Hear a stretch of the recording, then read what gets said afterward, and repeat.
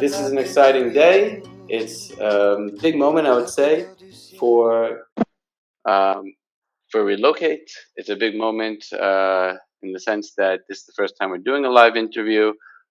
We've had a lot of milestones along the way, and honored to have our first guest in this Relocate live series.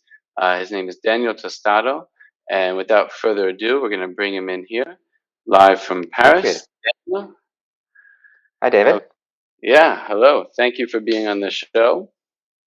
My The show pleasure. that really exists, but we're going to see if it exists. And The inaugural episode. yeah, that's right. That's right.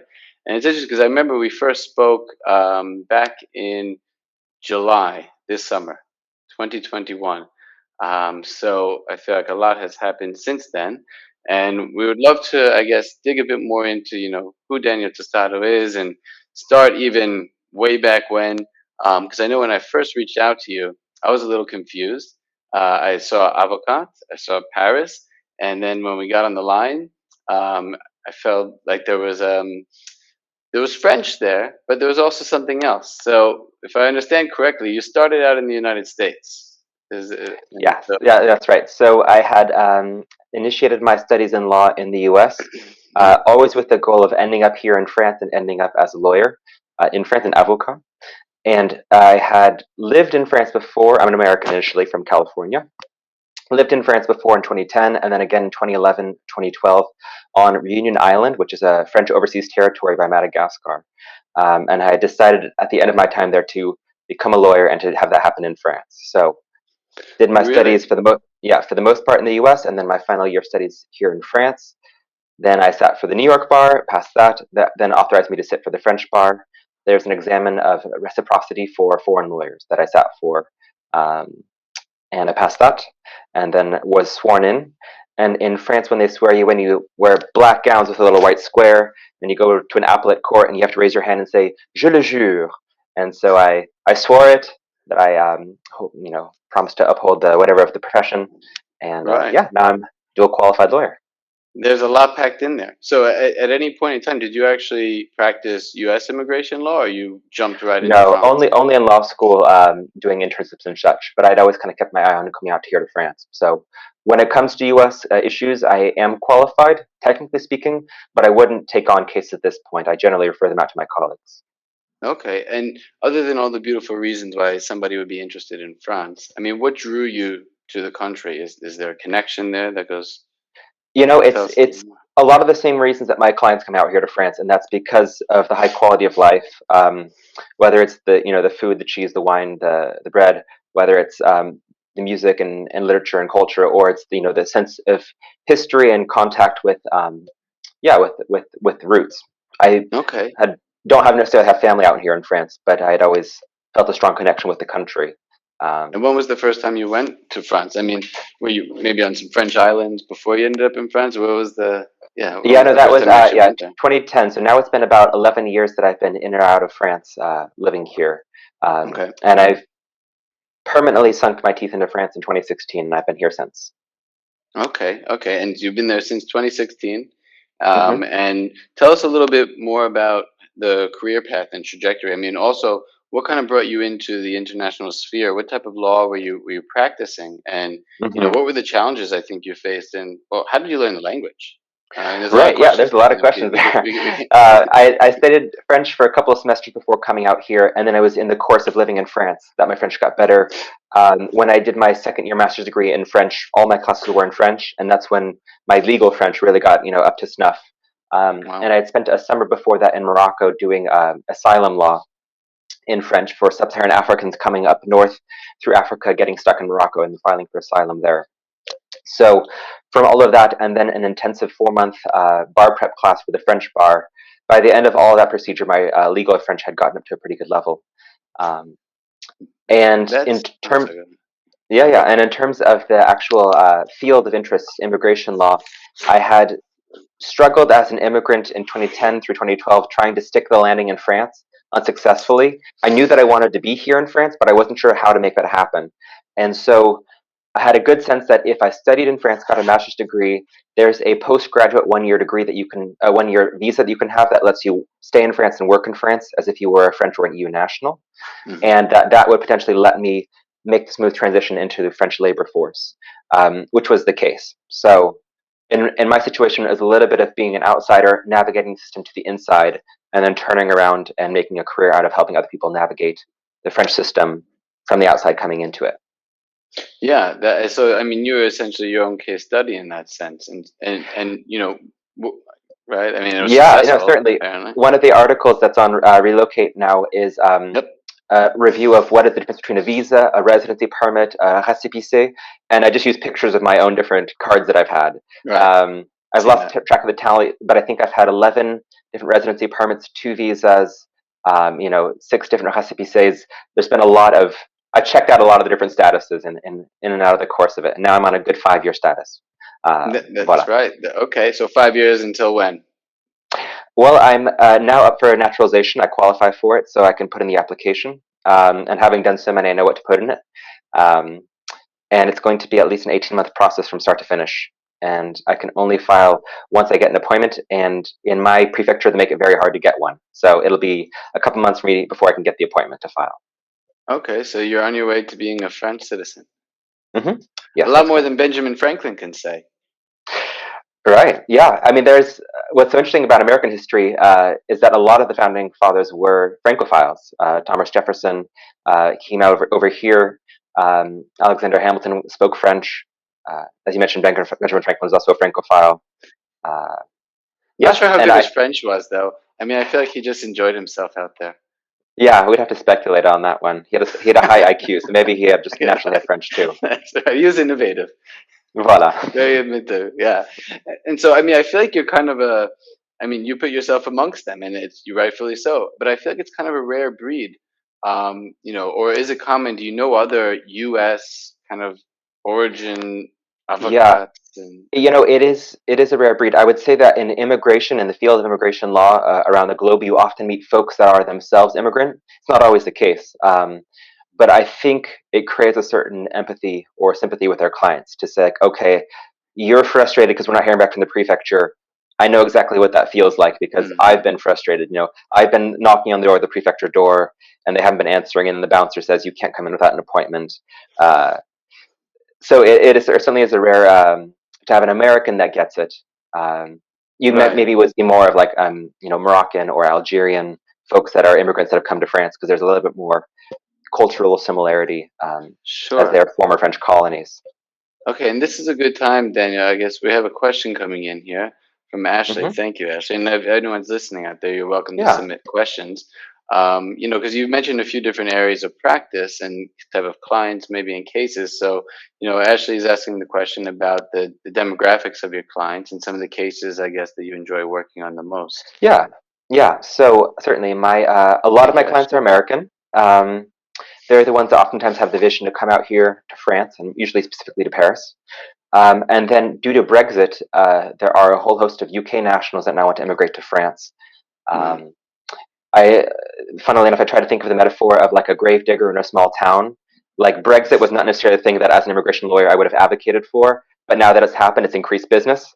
Right. So there Coming in are by the boatload? yeah, certainly in 2020 when it was started being the moment to obtain a status in France. And then with regards to other nationalities, then it's just a sprinkling all around the globe. Today I started an Armenian Sure. case. Um, Clients from South Africa and Australia, and a lot from India. Just started a Bangladeshi case this morning as well. So it's going to be a real grab bag of nationalities around the globe. And that's kind Um, of very much, replicated of France itself, right? It's a kind of in a way, it's a, a good display of the diversity in France as a country, being one of the oldest in terms of immigration, and I'm mhm. sure that the legislature dates back, and really one of the pioneers in kind of a liberal democracy, and obviously, that has influenced, not only having diversity pool in their soccer team, but within their country as well. So, you're mentioning working with clients from around the world.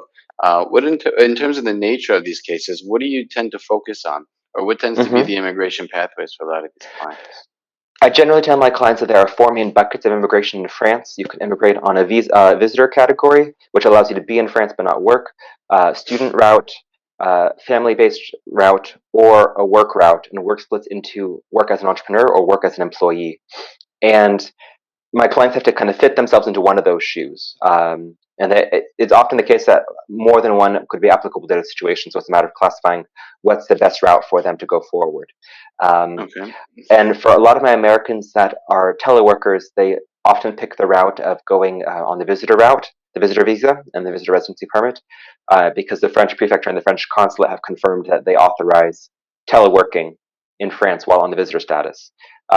This is ever so slightly in conflict with French labor law and French tax law, which says anyone being in France, working in France, has to be declaring social charges on the work. So it starts to get it's a Mm. very fine line about this, but the bottom line from the French authorities in immigration is that teleworking is allowed on the visitor status. And Okay. it's a very, I would say, not quote unquote easy, but it's a very straightforward visa to qualify for with a very high approval rating. So if a person's goal is to be in France and continue making Mm. money out of the US, then that's a very straightforward path for them to pursue. And for my clients that want to be in France, working in France with a French company, which Right. I like personally because it puts them on a long term trajectory towards a 10-year card after 5 years presence, towards naturalization, Okay. then they can explore any of the talent passport regime, which was a regime put into place about 4 years ago that gives a variety of highly skilled worker categories for people to file for, like highly skilled employee, investor, corporate creation, And etc. in order to be on that pathway, you're saying that you generally need to be a bit more immersed into France in terms of the economy. You have to actually have an employer sponsor or drawing a salary and having an income in France. So if you're, a remote worker and you're coming in from Australia and you're getting your salary and income from around the world, but not necessarily from France or from a French company, that doesn't put you on this pathway, or Yeah, depends. it's even more complicated than that. The Hmm. shorthand way of saying it is that who is your employer and where are they domiciled? Are they domiciled in the U.S. or U.K. or are they domiciled in France? And Right. if the corporation is domiciled in France that you're working for, of course you need work authorization to be able to work for them. Um, but the pathway that it puts you onto is what I would call a very Frenchifying pathway. Having French colleagues or French employers, um, paying French social charges, paying taxes on your income that you've generated in France. It's Hmm. all part of that buy-in that you have as a foreigner into the French system that then is in your favor 5 years down the line when it's time to start naturalizing. Is that you Sure. can show, look, Okay. I've put in my time, I've integrated into the culture, I can speak the language, I've had French experiences, and now I see myself, durablement, permanently, residing here in France. Right. Um, which is a Okay. little bit more permanent, as I would say, than that visitor category, which sometimes can feel like 1 foot in, 1 foot out of the country. Right, right. Maybe you'll still get questions when you cross the border. But Oh, thankfully, when you just show your titre de séjour, your residency permit, and your okay, passport, okay, the French border control do not have a strong reputation of flipping through the passport very much. They find an open page, they generally stamp it, they generally hand it back to you without even looking at your visa. That's oftentimes the feedback my clients give me. well, that's a good thing. That's encouraging. And so, Yeah. I guess for individuals who wanted to start their own business, in France, what are some of the general considerations there, right? If they're clients that were actually in France and obviously outside, but they wanted to kind of be a bit more on this trajectory. Yeah. I encourage them in that path, keeping in mind that it is a relatively uphill battle in France to get authorization to open a corporation in France and to run it. I like to think that how in America we say that the client is king or the consumer is king. I like to think that in France it's actually the employee that is king, and Hmm. the whole French system seems to be structured around you as an employee having a lot of worker rights. And the French prefecture, they all get it when a person is employed in a French employer. But when you want to branch out and be an entrepreneur, entrepreneurship is nothing shocking in the US. We have a culture of entrepreneurship. And I think there's less of a culture of entrepreneurship in France, such that it faces a little bit more uphill battles when it comes to processing by the French authorities. So Okay. the approval rate for the entrepreneur category visa is not relatively high. It may be slightly higher for the talent passport corporate creation category of visa. Um, and then it's going to be even higher for the talent passport investor visa. But it's still Okay. going to be a challenge. They want you to have a bank account in France before you file, And if you're an American trying to open a bank account in France, they want you to have a visa. So it's a lot of catch-22 situations when it comes to the French authorities.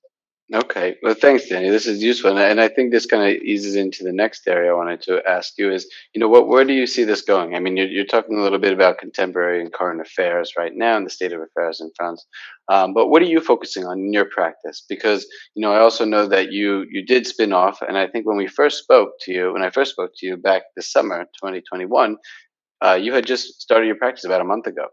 Mm-hmm. So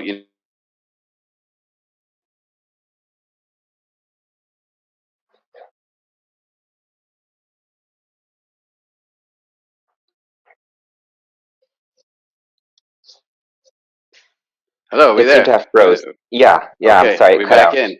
Okay, Yeah, okay, great. So yeah.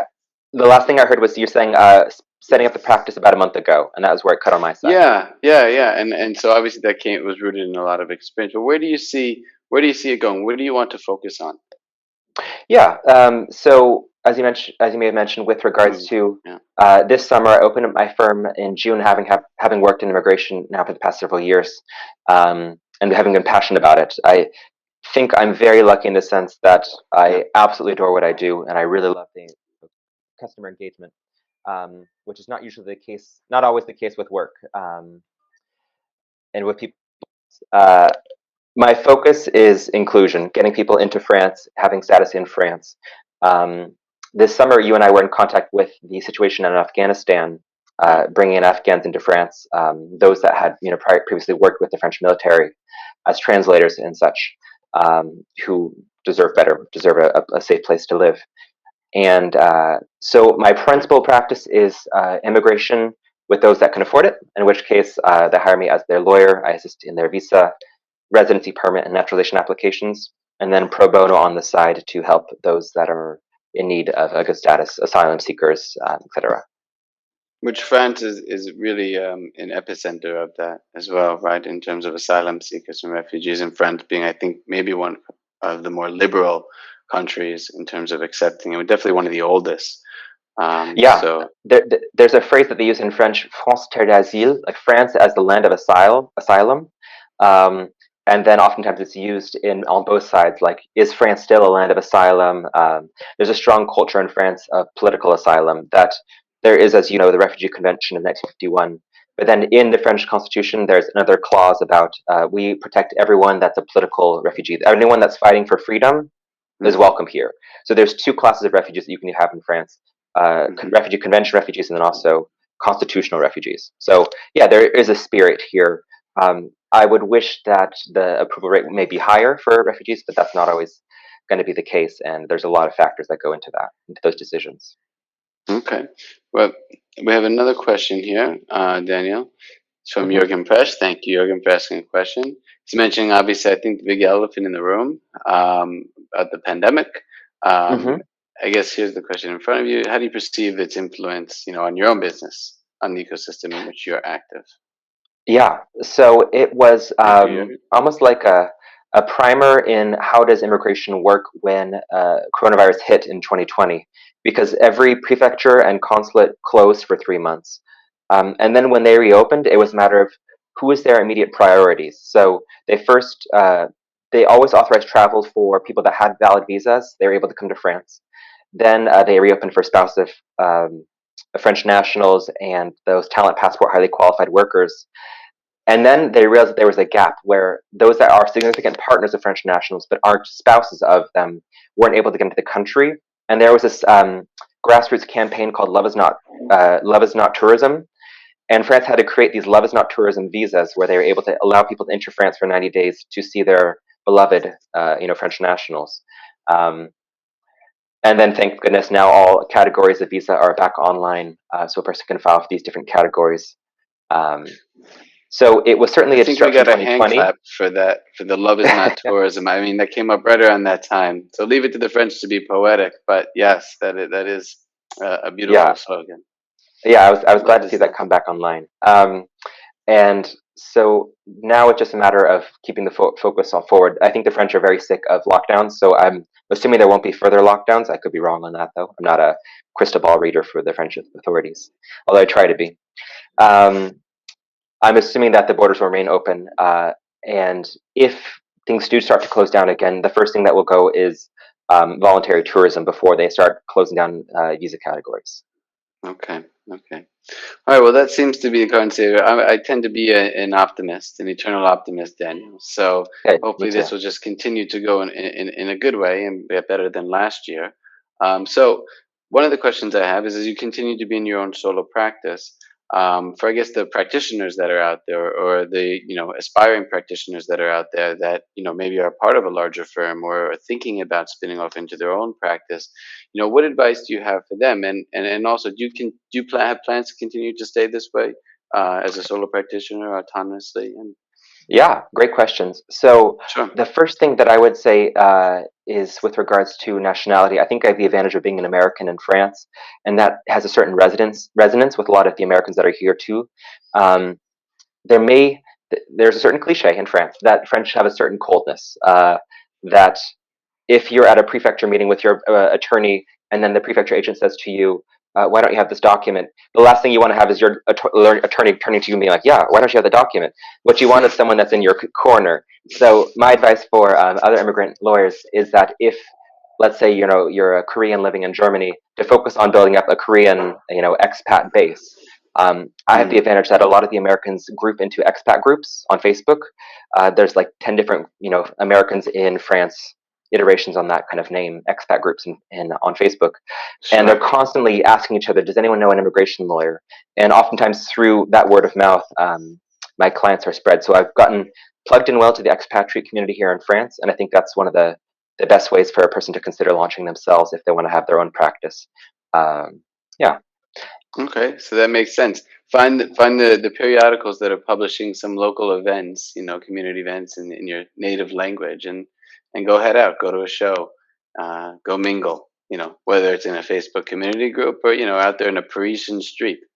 So. Right, certainly. And then like the expatriate community, at least in France, is a very strong community. It may be Mm, more dispersed. Like if I was practicing immigration law in the U.S., you'd have to be very niche. Whereas in mhm. France, there's relatively speaking not that many immigrants. There's only about 30 or 60,000 Americans in France, such that they are relatively concentrated in Paris. So it's easier for me to focus on a certain group, that Have you certain seen niche. that grow? Have you seen in terms of an expatriate community or U.S. citizens, more Hmm. specifically, living and residing in France or wanting to spend even maybe the rest of their lives there? Have you seen what is the Yeah. general sentiment there? Well, after coronavirus, we saw a big uptick in the digital nomad people, the people that realize if I can work from my couch anywhere, why not have that couch be a canapé in Paris, and Sounds nice. live the la belle vie, walking down the streets of Paris, but then still plugging away from my employer. This is a change that I'm looking for France to make to create a specific category of visa for teleworking. Right now, it's being shoehorned into the visitor category, which is not the world's best fit for it. There's a bit of confusion, as I mentioned before, about social charges, about where you're paying your taxes, etc. Right. Um, so I think this is a trend that will only continue. That if employers, when they want to show their love and appreciation onto their employees, say, "I want you to work where you feel best," and that Hmm. authorizes them to work from different, have more flex time, have more flexible hours and whatnot. And if they choose to work in a different time zone and choose to work in a different country, I think we're only going to see more and more of that. People Sure. choosing their Sure. own best personal life without necessarily being confined to the office.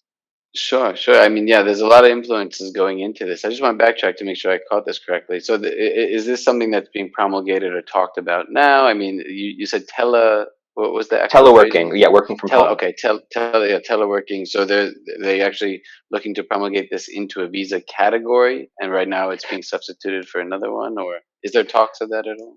I haven't heard per se that there's talks. I can only assume that there are because this is a big issue in France. Because Mm-hmm. teleworking Mm-hmm. obviously took off in 2020, and it kind of before had been neglected. I think now it's come to the forefront because of coronavirus. So I was making an assumption that this would occur without any, having heard whispers that it will eventually occur. For Sure. me, it's an eventuality that there's a classic workers that is new to the French regime. Work had typically meant where you're sitting is where you're Mm-hmm. working because how could you do that otherwise? And so Mm. if you're in France, you're working, and if you're not working, you're on like a visitor status, then you're not working, so you're not affecting the labor market. But what if you're That's right. sitting in France and working for another labor market? France doesn't have a good system in place to classify that, which is why there needs to be an adaptation, which I'm assuming that will occur at some point. Okay. And we're seeing this as a trend line in other countries.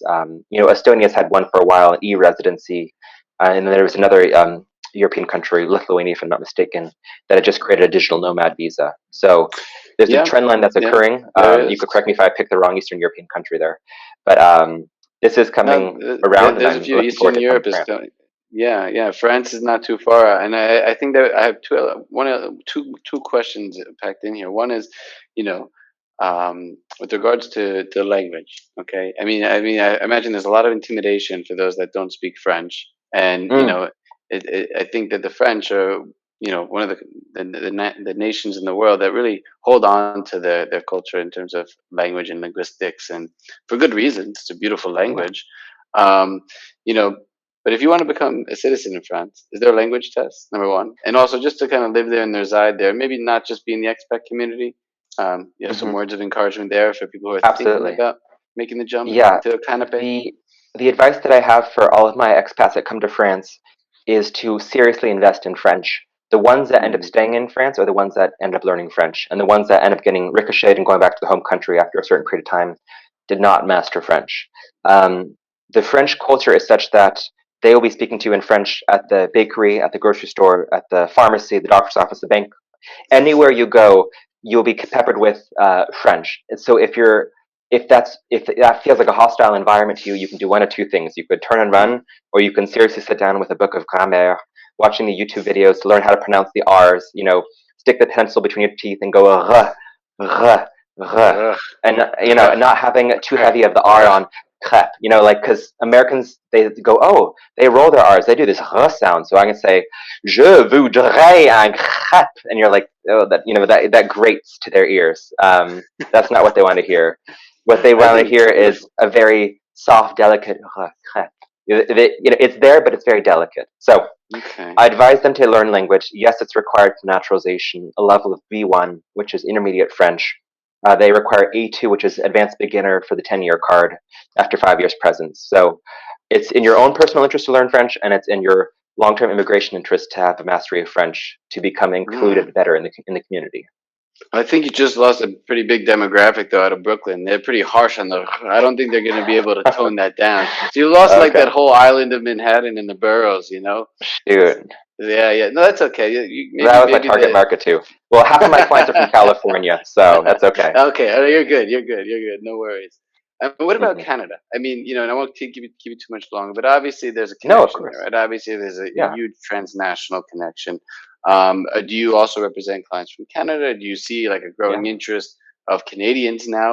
What are the immigration pathways? Are you seeing kind of that come back over the seas?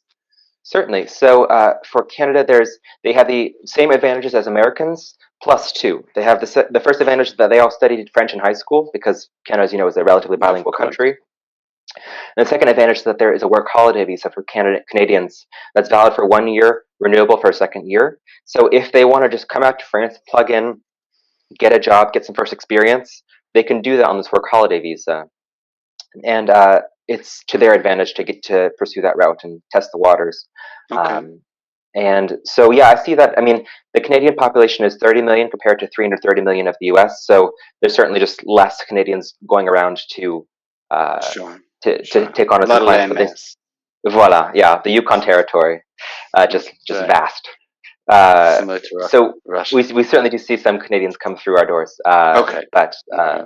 a lot more Americans per cap. I was just trying to expand the market after I lost you that Brooklyn and New York market. I was trying to give you Thank you. You're something, trying to give you find like me a lot of. another territory. Well, I think Yeah. the most interesting emerging market I would say is India. There's a whole new class of middle class Indians that are looking Interesting. to expand their horizons, that are looking to do a study abroad, get an MBA in a European country, and then stay and Sure. help work with the Indian diaspora, work with import export, work in the business industry. India, of course, has Sure. a good reputation now for tech, whether it's Bangalore, whether it's Hyderabad. So there's a lot. I'm seeing a lot in terms of trend lines of Indians coming out to France, making their life here. Okay. Um, Okay. And are there quotas on any of these visas? Thank goodness there are not. 2 years ago, Okay. they started talking about putting in a minimum quota for certain métiers sous tension, which are employments that are struggling to find employees. That looks like work in the construction industry, tech, and engineers. Those are fields where they're understaffed. They're looking for more people. They haven't pursued anything with regards to quotas, and I'm thankful for that, because once you start putting in minimum quotas, maybe you start putting in maximum quotas. And I know that US, for example, has a cap on the H-1B, highly skilled workers, and that's to the frustration of these employers that are looking to hire, and certainly to the immigration lawyers that like to bring in more clients. So for the moment, Well said. in France, when you finish your studies, you can stay in France, get this transitional 1-year residency permit, and look on the job market. Okay. And that's, I think, in France's interest to grow its GDP and seek out the highly skilled workers and keep them. Compare this with the U.S., which there's a lottery after you graduate to be able to stay in France, to be in the U.S. and find that good job. Makes sense. All right, Daniel. Thank you. You're getting a little bit of love here. I'll just show that right now. Merci, Great. Kanchana. Thank you. And yeah, just to kind of ease out of this, you have any plans for the holidays? You're going to be going south of France? My wife is German, and so we are a German and American here together in France. It's a nice cosmopolitan swirl. And so we'll be going over to Germany for the holidays, spending some time with her family. We were in California last Christmas, so now it's her turn. Right on. Okay, great. Daniel, well, this has been a pleasure. Thank you for on my side the as well. Thank you, information. David. Thank you for the chat. Hopefully it's been informative to everyone out there. You now know a bit more about Daniel, so don't hesitate to reach out. He's your guy in Paris for many reasons. So, Daniel, thank you for your time. We'll chat soon, and yeah, have a great New Year. Yeah, and a good liftoff for Relocate. Yes, thanks for being part of it, Daniel. Yeah, my pleasure. All right. Take care. Take care. So thank you, everybody, for tuning in to our premiere live interview with Daniel Tostado. I think that went well. How about everybody else? If you're still there, Daniel's been sharing articles and on the Pulse content as well with Relocate, so you can see some of the articles that he's writing there, as well as other advisors. And we're going to be trying to make this a weekly thing. We do have a good calendar coming up with regards to other migration practitioners scattered around the world. So join us if you're interested in global migration or just hearing from lawyers themselves and practitioners about what they're working on, what they're focusing on, and how they're helping individuals cross borders. Tu t'es retourné pour me sourire avant de monter dans une caravelle qui